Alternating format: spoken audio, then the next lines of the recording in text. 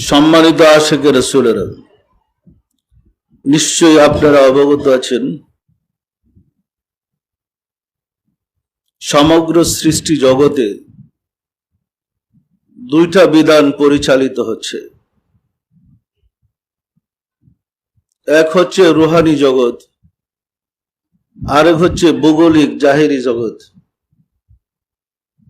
মহান রব্বুল আলামিন কুল কায়নাতের প্রভু, তার প্যারা হাবিব রাহমাতাল লিল আলামিন সমগ্র সৃষ্টি জগতের জন্য রহমত হিসাবে আবির্ভূত হয়েছিলেন। মানুষকে আল্লাহ তার প্রতিনিধি করে জগতে প্রেরণ করেছেন, আর সেই মানুষ বসবাস করার জন্য ভৌগোলিক সীমারেখা করে বিভিন্ন দেশে বিভক্ত করা হয়েছে রাজনৈতিকভাবে।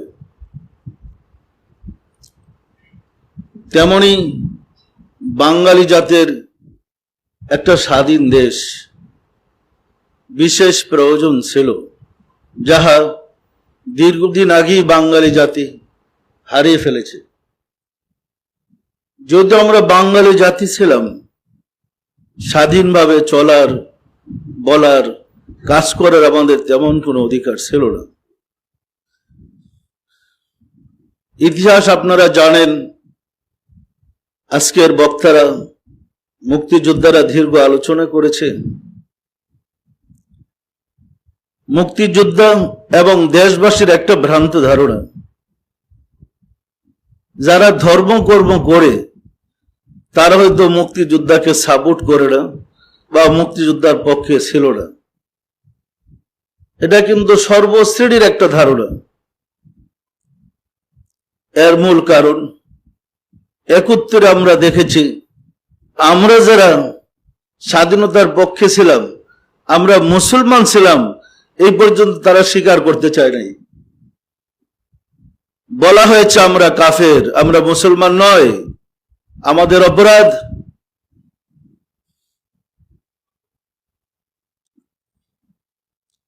আমরা কেন মাতৃভূমিকে ভালোবেসেছিলাম? সম্মানিত আশিকের রাসূলরা, আসলে স্মরণ করতে চায় না মুক্তিযুদ্ধের ইতিহাস। এই কারণে ওই ইতিহাস আমার কাছে বড় করুণ। আমরা যখন মুক্তিযুদ্ধে গিয়েছিলাম, ওই সময় যখন সেনাবাহিনীরা সেনা ছাউনি ছেড়ে বাড়িতে ফিরতেছিল, যখন কোনো সরকারি গঠন হয় নাই, একটা চরম দুঃসময় আমাদের মুক্তিযুদ্ধে যেতে হয়েছে, যেখানে আমাদের থাকার ঠিকানা নাই, খাওয়ার কোনো অবস্থা ছিল না। সেই সময় প্রথম দিন যখন আমরা যোগদান করি মুক্তিযুদ্ধে,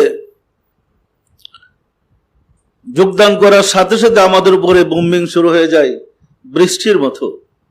আল্লাহর অপার দয়ায় আমরা বেঁচে আছি। আল্লাহ দেশ স্বাধীন করেছেন। আমাদের বিরুদ্ধে ধারাবাহিক ঢাকা থেকে প্রচার করা হয়েছে, রেডিও বাংলাদেশ থেকে, মুক্তিযোদ্ধারা মুসলমান না কাফের। সর্বত্র থেকে মোনাজাত করা হয়েছে পাক হানাদার বাহিনীর পক্ষে। আসলে কি আমরা সবাই কাফের? যারা জন্মভূমিকে ভালোবাসে তারা কাফের? যারা মা বোনের ইজ্জতকে রক্ষা করতে চেয়েছিলেন তারা কাফের? সম্মানিত আশিকে রাসূলরা, আমাদেরকে হিন্দু বলা হয়েছে, কাফের বলা হয়েছে। আমরা যখন উপারে ছিলাম জঙ্গলে, যেখানে বাঘ থাকে, সাপ বিচ্ছু থাকে, যুগ থাকে, আমাদের অবস্থা এমন ছিল, অগাস্টের পূর্ব মুহূর্ত পর্যন্ত আমরা ভাবতে পারি নাই আমরা কোনোদিন দেশে ফিরে আসতে পারবো, দেশ স্বাধীন হবে, ফিরে আসতে পারবো, আমরা ভাবতেও পারি নাই।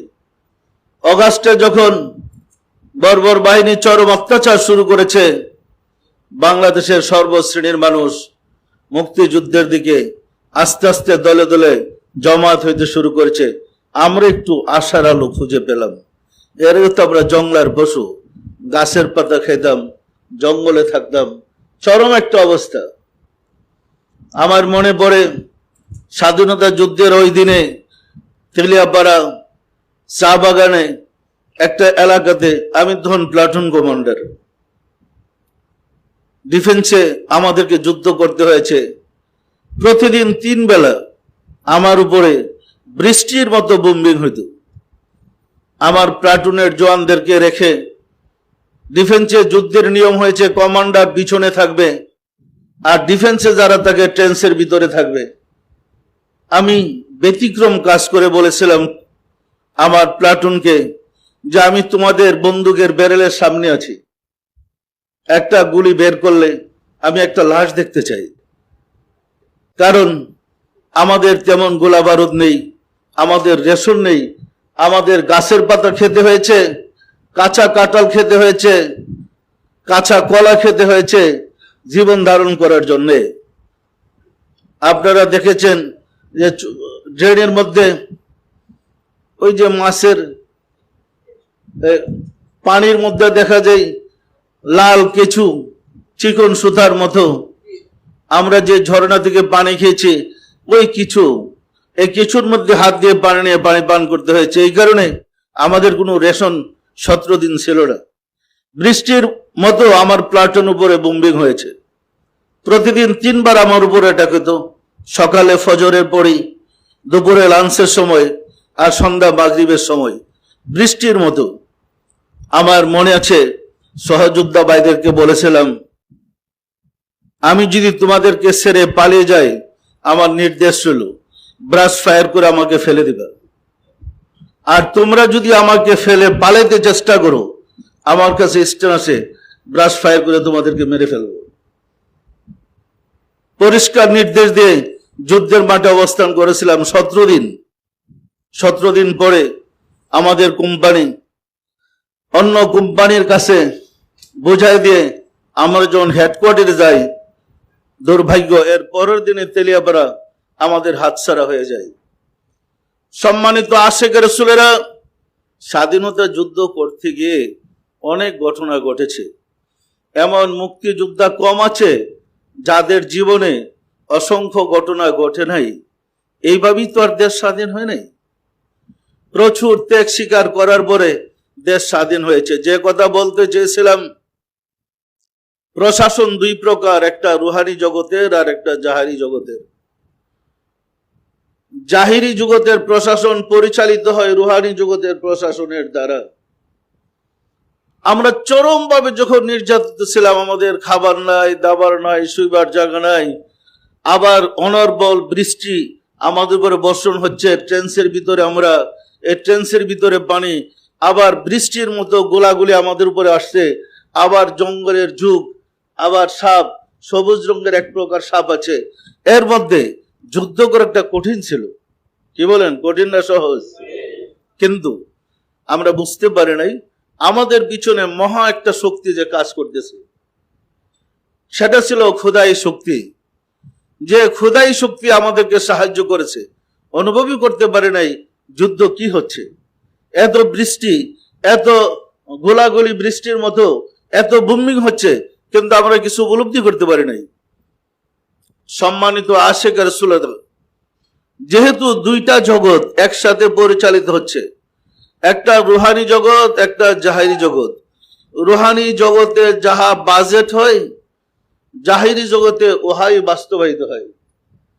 হানাদার বাহিনী যখন চরম ভাবে আমাদের মা বোনদের ইজ্জত নিয়ে ছিনিমিনি খেলতেছিল এবং নির্যাতন চরম ভাবে মুসলিম জাতির উপরে, বাঙালি জাতির উপরে করতেছিল, আল্লাহ তাদের উপরে নাখুশ হয়েছে, আল্লাহ অসন্তুষ্ট হয়েছে। ফলে খোদাই প্রশাসন মুক্তিযোদ্ধার পক্ষে কাজ করেছে।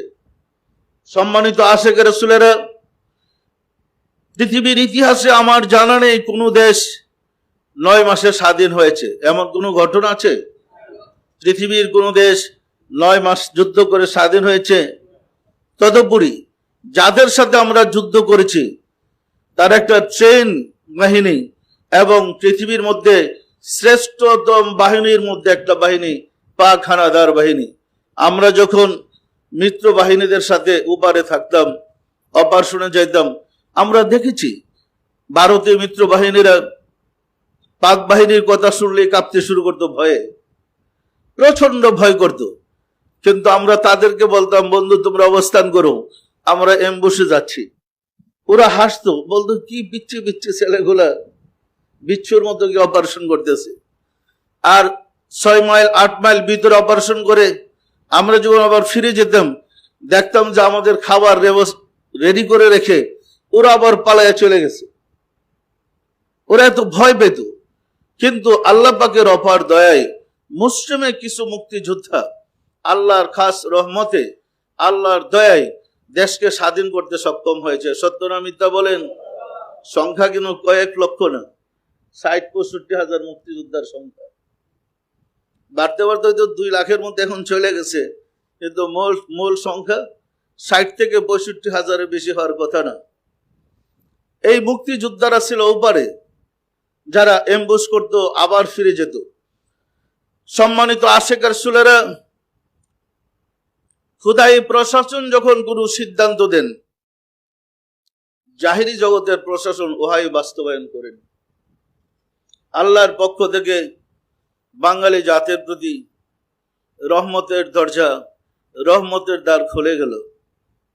রাব্বুল আলামিন দয়া করলেন। পাকিস্তানের প্রতি আল্লাহ দোয়া শুনে নাই। কি দোয়া কবুল হয়েছে? তাহলে তো এখনো পূর্ব পাকিস্তানেই থাকতাম।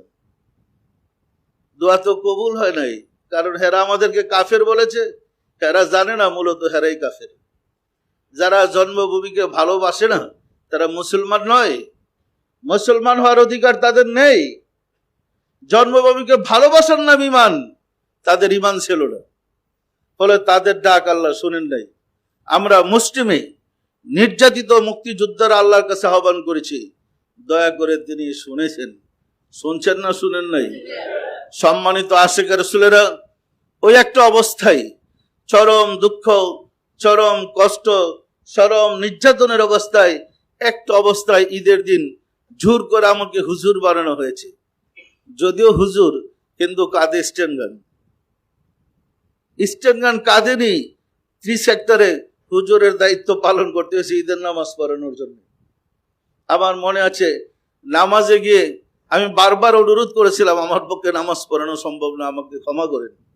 Sector commander, sector executive, company কমান্ডারগণ মানলেন না, বললেন আপনাকে নামাজ পড়াইতে হবে। তো আমি নামাজে দাঁড়াইয়া নামাজ পড়ার পরে যে খুতবা দিতে হয়, বলছিলাম ঈদের সাথ ফিরে যাও তাদের কাছে যারা আমাদের মা বোনদের ইজ্জত নিয়ে ছিনিমিনি খেলছে। আমাদের জন্য কিসের ঈদ? আমরা তো জঙ্গলের পশু, আমরা তো জঙ্গলে অবস্থান করতেছি। আজকে আমার মা কোথায়, আমার বাবা কোথায়, আমার ভাই বোন কোথায়, আর আমি কোথায়?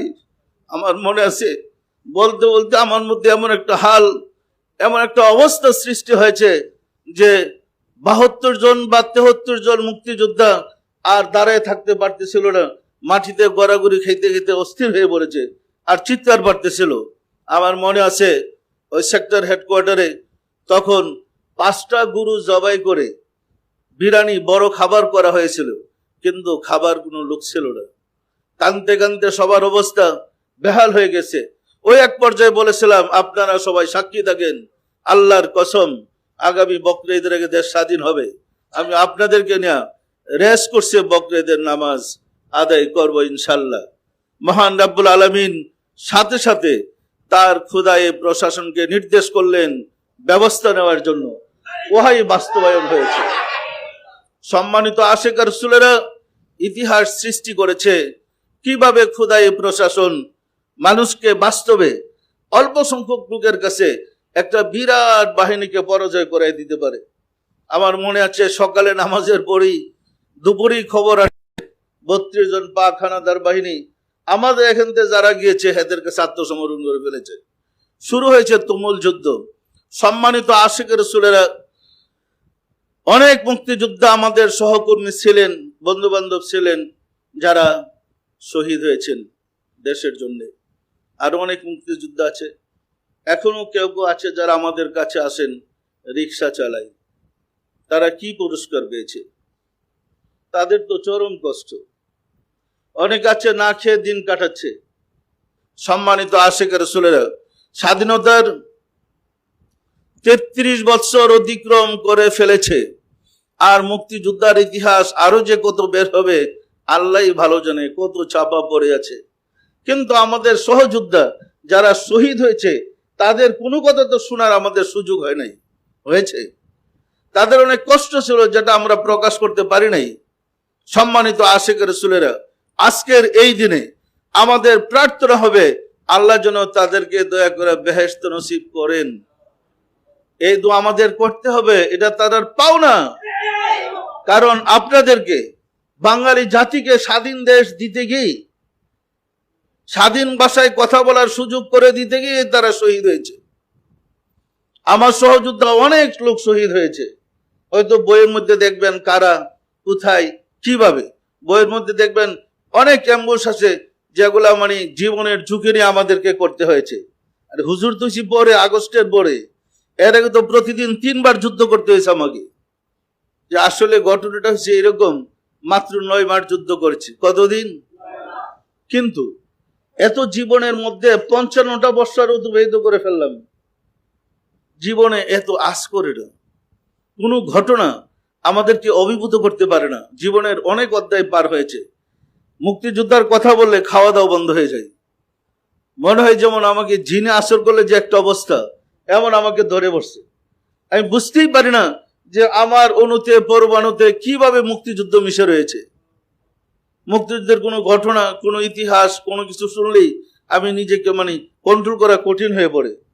সম্মানিত আশিক রাসূলেরা, আল্লাহ যখন দয়া করে একটা স্বাধীন দেশ আমাদেরকে উপহার দিয়েছেন, আমরা সবাই সচেষ্ট হয়ে চলেন এই দেশকে আশিক রাসূলের দেশ বানাই। আমরা কি পারবো?